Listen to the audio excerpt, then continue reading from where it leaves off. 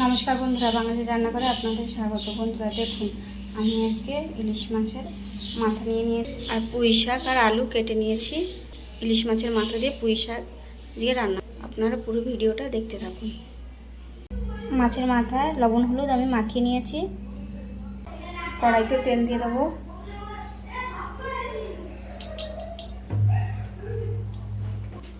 মাছের মাথাগুলো ভেজে নেব। মাছের মাথা ভাজা হয়ে গেছে, এবার আমি নামিয়ে নেব। মাছ ভাজা তেলের উপর দিয়ে দেবো জিরে। আলুগুলো ভেজে নেব।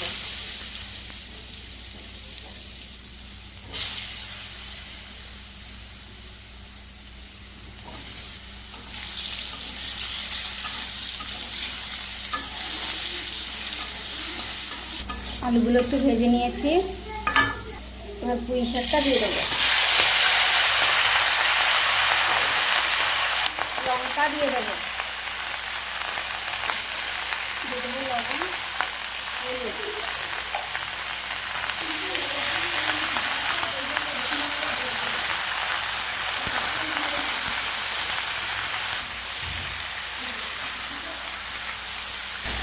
শাকটা একটু কষিয়ে নিয়েছি,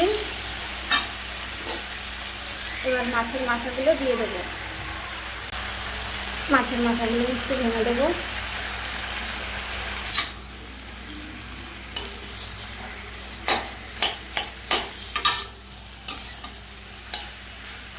এবার আমি জল দেবো।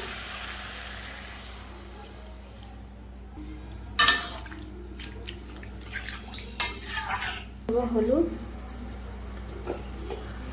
লবণ,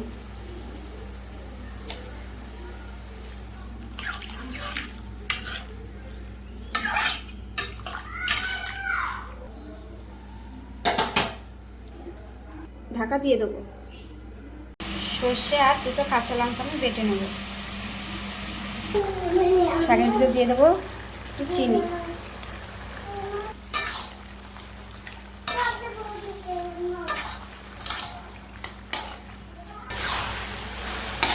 দেখুন বন্ধুরা, আমার শাকটা হয়ে গেছে, এবার আমি নামিয়ে নেবো।